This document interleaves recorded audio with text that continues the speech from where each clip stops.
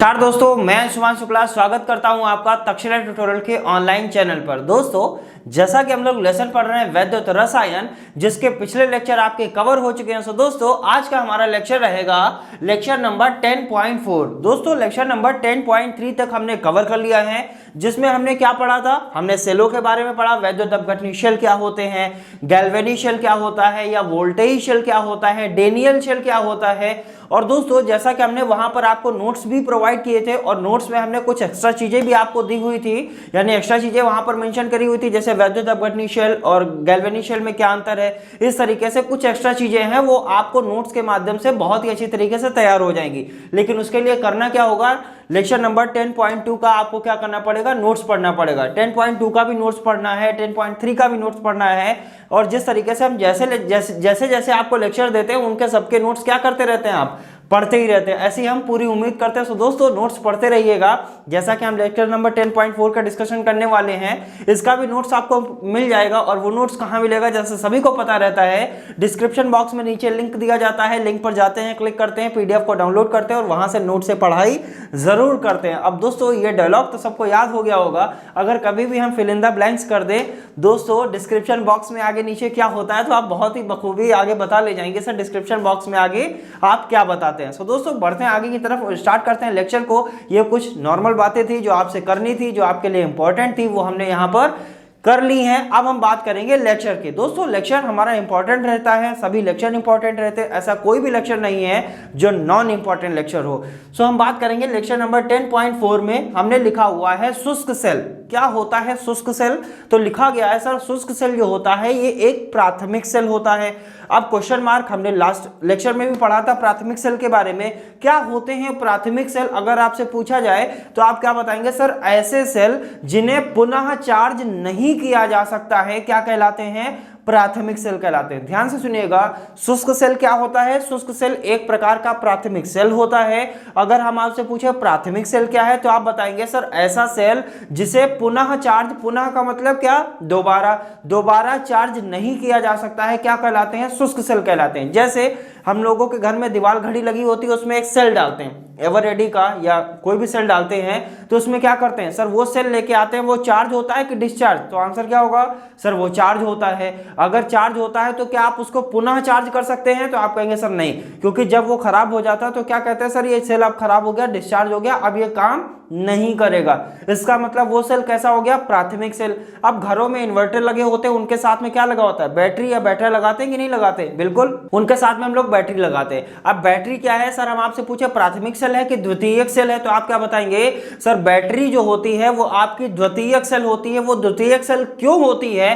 क्योंकि उसे पुनः चार्ज किया जा सकता है, इसीलिए क्या कहते हैं बैटरी को? द्वितीयक सेल। और चार्ज कैसे करते हैं? इन्वर्टर के माध्यम से चार्ज करते हैं, या हम सौर पैनल लगा के, जिसे हम सौर ऊर्जा भी बोलते हैं, उसके माध्यम से भी बैटरी को क्या किया जा सकता है? चार्ज किया जा सकता है। सो शुष्क सेल क्या होते हैं? जिसे पुनः चार्ज नहीं किया जा सकता है, शुष्क सेल कहलाते हैं। शुष्क सेल एक प्राथमिक सेल होता है। जो बैटरियां होती हैं वो क्या होती हैं सर? इन्हें पुनः चार्ज किया जा सकता है, इसीलिए इसे द्वितीयक सेल कहते हैं। दोस्तों, द्वितीयक सेल यानी बैटरी के बारे में हम आपको नोट्स में दे देंगे, वहां से आप पढ़ाई कर लेंगे। सिंपल सा है, बैटरी शीशा संचायक बैटरी के नाम से हम जानते हैं, 12 वोल्ट की बैटरी होती है। ये सारी चीजें जब आप नोट्स में पढ़ेंगे तो बहुत ही अच्छे तरीके से क्लियर हो जाएंगे। सिंपल सा छोटा सा पैराग्राफ है, उसको आपको ध्यान से पढ़ना है। अब हम बात करेंगे दोस्तों शुष्क सेल के बारे में, जो कई बार आया हुआ भी है। क्या होता है शुष्क सेल? यहां पर हमने केवल आपके लिए शुष्क सेल बनाया हुआ है, इसको हम यहां समझा देंगे और इसको नोट्स के माध्यम से आप डिटेल में पढ़ सकते हैं। नोट्स में हमने क्या किया? शुष्क सेल के बारे में डिटेल में आपको मेंशन किया हुआ है, वहां से चीजों को आप बहुत ही आसानी से कवर कर सकते हैं। सो दोस्तों, बढ़ते हैं शुष्क सेल की तरफ। लिखा गया है, शुष्क सेल प्राथमिक सेल होता है क्योंकि इसे पुनः चार्ज नहीं किया जा सकता है। पहली बात तो अंडरलाइन करने वाली ये हो गई सर, पुनः चार्ज नहीं कर सकते हैं। अगर पुनः चार्ज नहीं कर सकते हैं तो इसे कौन सा सेल कहेंगे? तो आंसर क्या मिला? तो इसे सर कहेंगे प्राथमिक सेल कहेंगे, नो प्रॉब्लम। अब शुष्क सेल बनाते कैसे हैं? जो हम सेल लेके आते हैं कुछ इसी तरीके से तो होता है सर। सेल होता है सिलेंडर के आकार का होता है, बीच में एक रॉड ऐसी लगी होती है जो ऊपर से निकली हुई होती है, उसे क्या बोलते हैं सर? उसे बोलते हैं कैथोड। उसे कार्बन की रॉड भी बोलते हैं। ये क्या हो गया? आपका कैथोड हो गया। अब वो जो कवर होता है ऊपर जो लगा होता है वो क्या होता है सर, आपको पता है वो स्टील कवर होता है। कैसा कवर होता है? स्टील कवर होता है। अब उसके बाद में नीचे क्या लगी होती है? एक सील लगी होती है, जिसे हम क्या बोलते हैं? सील बोलते हैं। और इसके नीचे क्या होता है? सैंड का कुशन होता है। क्या होता है? सैंड का कुशन होता है, सैंड।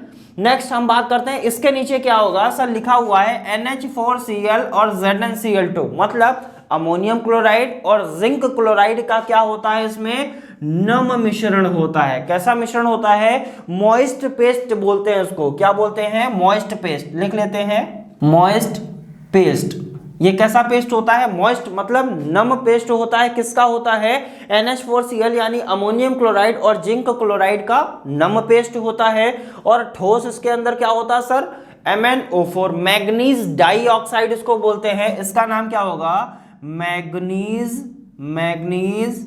डाइऑक्साइड। क्या बोलेंगे इसको? मैग्नीज डाइऑक्साइड कहते हैं। और नीचे क्या लिखा हुआ है सर? कार्बन की रॉड होती है और इस तरीके से आपका शुष्क सेल होता है। सो शुष्क सेल इस तरीके से काम करता है। होगा क्या सर? ये जो हमने यहाँ पर बनाया हुआ है वही आपको लिखना पड़ेगा कि इसमें क्या क्या होता है, कैसे ये काम करेगा। सिंपल सी बात है सर, इसके बीच में कार्बन की रॉड लगी होती है जिसे कैथोड कहते हैं, तथा ये एक स्टील के कवर में होता है। इसके नीचे सील लगी होती है, सैंड कुशन होता है और इसके अंदर NH4Cl और जिंक क्लोराइड का क्या होता है, यानी अमोनियम क्लोराइड और जिंक क्लोराइड का नम मिश्रण होता है, तथा मैग्नीज डाइऑक्साइड ठोस अवस्था में होती है और कार्बन की रॉड लगी होती है। एक मैग्नीज डाइऑक्साइड क्या होती है? MnO4 फॉर्मूला होता है। इस तरीके से ये क्या करता है? प्रॉपर वर्क करता है। और इस सेल को हम क्या कहते हैं? शुष्क सेल कहते हैं। शुष्क सेल 1.5 वोल्ट का होता है। कितने वोल्ट का होता है? जैसे हमने बताया जो बैटरी होती है वो आपकी 12 वोल्ट की होती है। ये सेल कितने वोल्ट का होता है? तो आंसर क्या मिला सर? 1.5 वोल्ट का जो आपका होता है वो शुष्क सेल होता है। तो दोस्तों उम्मीद करते हैं क्या होता है शुष्क सेल ये आपको अच्छी तरीके से क्लियर हो गया होगा। बाकी जो बचा हुआ होगा वो आपको नोट से क्लियर हो जाएगा। बढ़ते हैं आगे की तरफ और देखते हैं आज की डेट में, यानी आज के लेक्चर में, आज की डेट में कुछ इंपॉर्टेंट डेफिनेशंस जो कई बार आई हुई है। इलेक्ट्रोड विभव क्या होता है, मानक इलेक्ट्रोड विभव क्या होता है, नष्ट समीकरण क्या होती है, ई तथा E0 में संबंध क्या होता है, इन सभी चीजों की हम बात करने वाले हैं। सो दोस्तों बढ़ते हैं आगे की तरफ और देखते हैं वन बाय वन डेफिनेशंस को, कैसे हम इन डेफिनेशंस को पढ़ेंगे। तो दोस्तों बात करते हैं, पहले हम इलेक्ट्रोड विभव की बात करेंगे, उसके बाद हम बात करेंगे मानक इलेक्ट्रोड विभव। यानी सबसे पहले हम ये जानने की कोशिश करते हैं आखिरकार ये जो इलेक्ट्रोड विभव होता है वो क्या होता है, उसके बाद हम ये जानेंगे जो मानक इलेक्ट्रोड विभव है वो क्या होता है। सो दोस्तों पहले हम बात करते हैं इलेक्ट्रोड विभव के लिए। लिखा गया है जब किसी धातु की छड़ को उसके धात्विक विलयन में क्या किया जाता है? डुबोया जाता है। यानी कोई धातु की छड़ होगा और उसके धात्विक विलयन में उसको क्या करेंगे? डुबो देंगे। अब धात्विक विलयन का मतलब कैसे हुआ? जैसे जिंक धातु की छड़ को हम किस में डुबोते हैं? जिंक सल्फेट के विलयन में डुबोते हैं। यानी जो विलयन होगा वो भी किसका होगा? जिंक का होगा ना।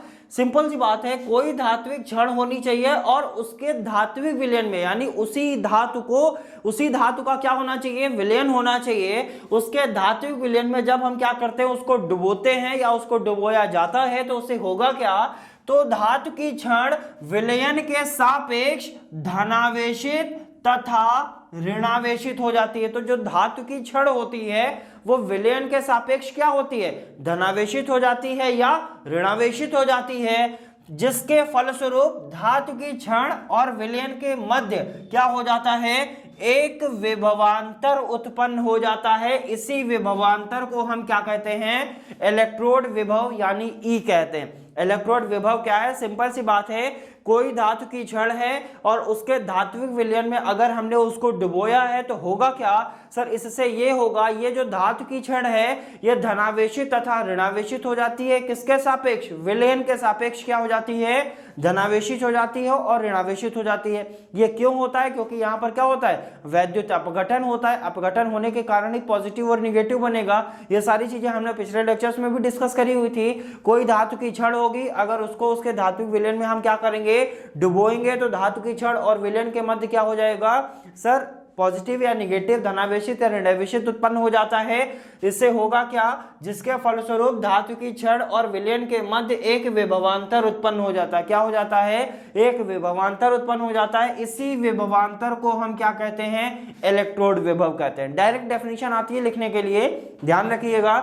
अब बात करते हैं मानक इलेक्ट्रोड विभव। इलेक्ट्रोड विभव को किससे प्रेजेंट करते हैं, ई से प्रेजेंट करते हैं। और ध्यान रखिएगा जो मानक इलेक्ट्रोड विभव होता है उसको ई नॉट से प्रेजेंट करते हैं।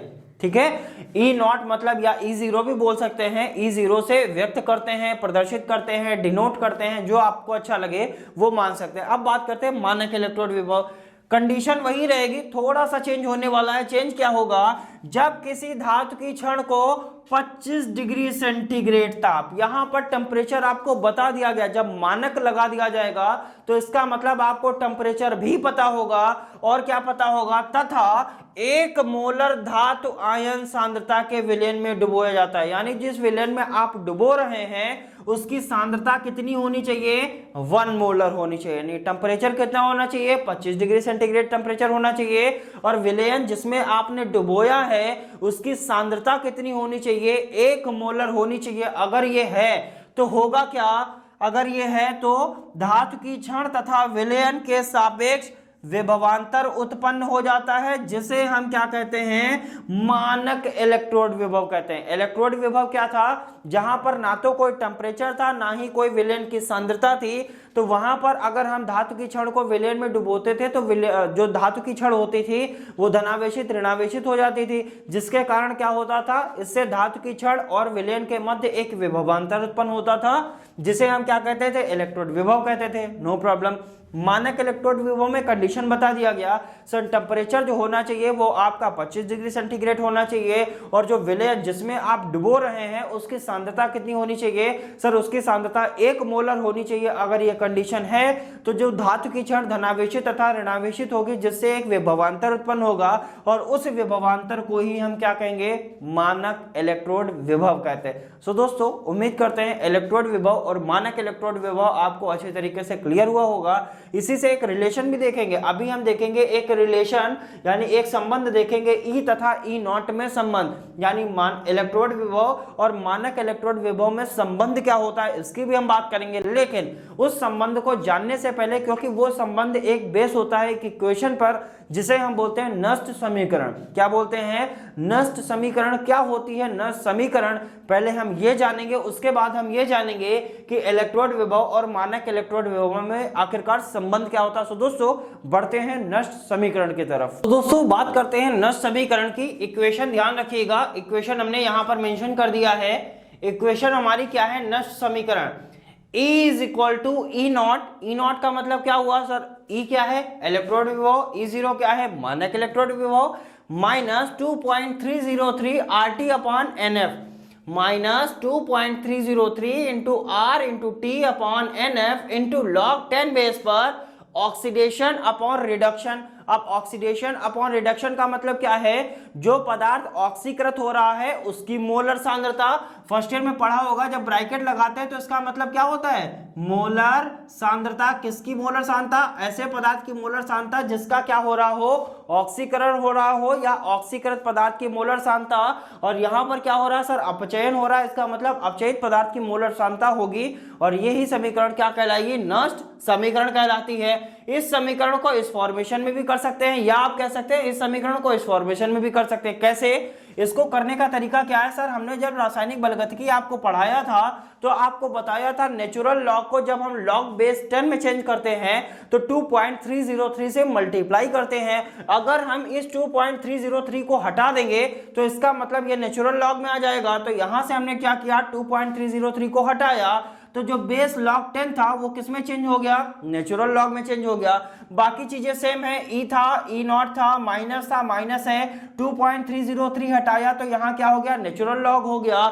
यहाँ लॉग बेस 10 था, ये क्या हो गया, नेचुरल लॉग हो गया। RT अपॉन NF था, RT अपॉन NF किया, यहाँ पर क्या कर दिया सर, ऑक्सीडेशन अपॉन रिडक्शन लिखिए या Q लिख दीजिए। इसका मतलब क्या होता है, उत्पाद और अभिकारकों की सांद्रताओं का अनुपात। यानी पहले आप उत्पाद की सांद्रता रखेंगे, नीचे आप क्या रखेंगे, अभिकारक की सांद्रता रखेंगे। जब इनको कैलकुलेट करेंगे तो वहां पर जो वैल्यू निकल के आएगी उसी वैल्यू को हम क्या कहते हैं, क्यू कहते हैं। और ये सब किसके अकॉर्डिंग हमको पता चला, ये सारी चीजें हमको पता चली है नष्ट समीकरण के अकॉर्डिंग। अब दोस्तों बढ़ते हैं आगे की तरफ। जैसा कि हमने नष्ट समीकरण पढ़ लिया है, अब बात करेंगे ई तथा E0 में रिलेशन क्या होता है, इसकी हम बात करने वाले हैं। यानी इलेक्ट्रॉन विभव और मानक इलेक्ट्रॉन विभव में क्या संबंध है, इसकी हम चर्चा करने वाले हैं। तो दोस्तों बात करते हैं इलेक्ट्रोड विभव तथा मानक इलेक्ट्रोड विभव में रिलेशन क्या होता है। जैसा कि आप यहां पर रिलेशन लिखा हुआ देख रहे हैं, और सिंपल सी बात यह है सर, ये नष्ट समीकरण पर आधारित होता है। तो नष्ट समीकरण हमने अभी आपको बताया था क्या होती है, E is equal to E nought minus 2.303 RT upon NF log 10 base पर ऑक्सीडेशन अपॉन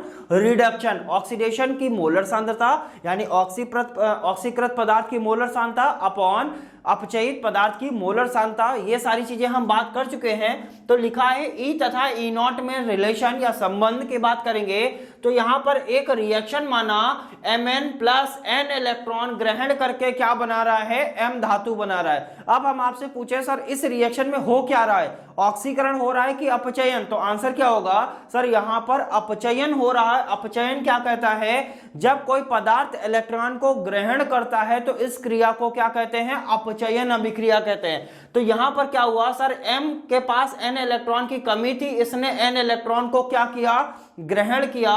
जैसे ही n इलेक्ट्रॉन ग्रहण हो गए तो इसके पास जो कमी थी वो क्या हो गई, पूरी हो गई। जब इसके पास कमी पूरी हो गई तो ये पूरा का पूरा परमाणु बन गया कि नहीं बन गया, या M धातु बन गया, ऐसा भी समझ सकते हैं। फिर हम बात करते हैं, चलिए ठीक है, ये रिएक्शन हो गई अपचयन की। अब अपचयन के फॉर्मेशन में हम देखेंगे नष्ट समीकरण को। तो नष्ट समीकरण क्या कहती है, E is equal to E nought minus 2.303 RT upon NF log 10 base पर ऑक्सीडेशन अपॉन रिडक्शन होता था कि नहीं होता था। तो ऑक्सीडेशन तो हो नहीं रहा, बल्कि क्या हो रहा है, अपचयन। किसका अपचयन हो रहा है, अपचयित पदार्थ की मोलर सांद्रता। और अपचयन किसका हुआ, Mn प्लस का अपचयन हुआ। तो यहां पर हमने क्या लिख दिया, Mn प्लस की क्या है, मोलर सांद्रता। ये ब्रैकेट क्या प्रदर्शित करता है, मोलर सांद्रता को। और किसकी मोलर सांद्रता, M कोई धातु है, उस पर n इलेक्ट्रॉन की कमी है, इसका अपचयन हो रहा है, तो इसकी मोलर सांद्रता को रिप्रेजेंट कर रहा है। अब बात करेंगे सर ई क्या है, तो ई है आपका इलेक्ट्रोड विभव, जैसा सभी को पता है। ई नॉट क्या है, मानक इलेक्ट्रोड विभव, ये भी सभी को पता है। नेक्स्ट हम बात करेंगे 2.303 वैल्यू फिक्स है। आर क्या होता है सर, आर होता है गैस कांस्टेंट। क्या होता है, R is equal to the gas constant यानी गैस नियतांक होता है। इसका वैल्यू होता है 8.312 जूल प्रति केल्विन प्रति मोल। क्या बताया गया, जूल प्रति केल्विन प्रति मोल 8.312। ठीक है। नेक्स्ट टी क्या होता है, टी होता है आपका परम ताप। और परम ताप क्या होता है सर, डिग्री सेंटीग्रेड को हम क्या कर देते हैं, ऐड कर देते हैं, तो केल्विन में वो चेंज हो जाता है। और किसमें ऐड करते हैं, 273.15 में ऐड करते हैं। फर्स्ट ईयर में आपने पढ़ा होगा, जब आपको पढ़ाया जाता है रसायन विज्ञान की कुछ मूल अवधारणाएं, पहला लेसन होता है, वहां पर आपको बताया जाता है डिग्री सेंटीग्रेड को केल्विन में कैसे चेंज करेंगे, केल्विन डिग्री सेंटीग्रेड को फ़ारेनहाइट में कैसे चेंज करेंगे, ये सारी चीजें वहां पर समझाई जाती है। तो सिंपल सी बात है सर, ये डिग्री सेंटीग्रेड मानक इलेक्ट्रोड विभव में आपको बताया गया था कि टेम्परेचर कितना होना चाहिए था, 25 डिग्री सेंटीग्रेड। तो 25 डिग्री सेंटीग्रेड को हमने क्या किया, 273.15 में ऐड किया। तो यहां से जो वैल्यू मिलेगी वो किसमें आपको मिल जाएगी, केल्विन में मिल जाएगी, क्योंकि आपके पास टेम्परेचर था किसमें, डिग्री सेंटीग्रेड में। चाहिए किसमें सर, यहां पर केल्विन की बात कर रहा है, इसका मतलब टेम्परेचर आपको किसमें चाहिए था, केल्विन में चाहिए। तो इसको हमने क्या कर लिया, केल्विन में कन्वर्ट कर लिया। और केल्विन में कितना आया, 298.15 केल्विन। अब दोस्तों यहां तक तो क्लियर हो गया सर। ई इलेक्ट्रोड विभव, E0 मानक इलेक्ट्रोड विभव, 2.303 फिक्स होगा। आर क्या होगा, गैस कांस्टेंट होगा। टी क्या होगा, टेम्परेचर होगा। गैस कांस्टेंट का वैल्यू 8.312 होगा, टेम्परेचर का वैल्यू 298.15 होगा। अपॉन एन क्या है और एफ क्या है, तो एन होता है अभिक्रिया में भाग लेने वाले इलेक्ट्रॉनों के मोलों की संख्या। अभिक्रिया में कितने इलेक्ट्रॉन भाग ले रहे हैं, इनके मोलों की संख्या क्या होती है, आपकी एन होती है। और जो एफ होता है वो क्या होता है, फैराडे कांस्टेंट। और ये भी हमने कराया है, फैराडे कांस्टेंट कितना होता है, 96,485 होता है। ये भी हमने आपको बताया था, ये क्या है आपका फैराडे कांस्टेंट है। अब सारी चीजें आपको पता चल गई। और Mn प्लस क्या है सर, इसका क्या हो रहा है, अपचयन हो रहा है। अपचयित पदार्थ की ये क्या है, मोलर सांद्रता है। अतः अब ये सारी वैल्यूज जो हमको पता है ये इस वाली समीकरण में रखेंगे तो हमको मिलेगा क्या, E is equal to E nought minus 2.303 fix था, R की वैल्यू 8.312 होती है, T की वैल्यू 298.15 होती है, 8.312 298.15 अपॉन N तो फिक्स रहेगा, क्यों रहेगा, क्योंकि कितना इलेक्ट्रॉन भाग ले रहा है उसके मोलों की संख्या को हम क्या कहेंगे, N कहेंगे, और F क्या है, फैराडे कांस्टेंट 96,485, और यहां पर क्या इंटू log 10 बेस पर 1 अपॉन mn प्लस आ जाएगा। अब दोस्तों जब आप इसको कैलकुलेट करेंगे तो आएगा 0.0591, आप कैलकुलेट करके देख लीजिएगा, इतना ही वैल्यू आएगा 0.0591 upon n into log 10 base पर 1 अपॉन mn प्लस। और दोस्तों इसी रिलेशन को हम कहते हैं इलेक्ट्रोड विभव तथा मानक इलेक्ट्रोड विभव में संबंध। यह रिलेशन दोस्तों इंपॉर्टेंट होता है, और जैसा कि आपको पता है ये रिलेशन मिला कहां से, जब तक हम नेक्स्ट समीकरण नहीं पढ़ेंगे या नष्ट समीकरण नहीं पढ़ेंगे तब तक हम रिलेशन को फाइंड आउट नहीं कर पाएंगे। सो दोस्तों नष्ट समीकरण इंपॉर्टेंट थी, उसके बाद में हमने क्या देखा सर, ई तथा ई नॉट में संबंध क्या होता है। अब दोस्तों एक काम हम आपके लिए देंगे, मानक इलेक्ट्रोड विभव मापन की एक विधि हमने नोट्स में मेंशन की हुई है, आप उसको जरूर पढ़िएगा, वो इंपॉर्टेंट भी है और वहां से आप पढ़ भी सकते हो, बहुत ही अच्छी तरीके से आपको क्लियर भी हो जाएंगे। सो दोस्तों उम्मीद करते हैं आज का लेक्चर आपको अच्छा लगा होगा, आपको समझ में आया होगा। मिलेंगे नेक्स्ट लेक्चर में कुछ और नए टॉपिक के साथ, तब तक के लिए बहुत बहुत धन्यवाद।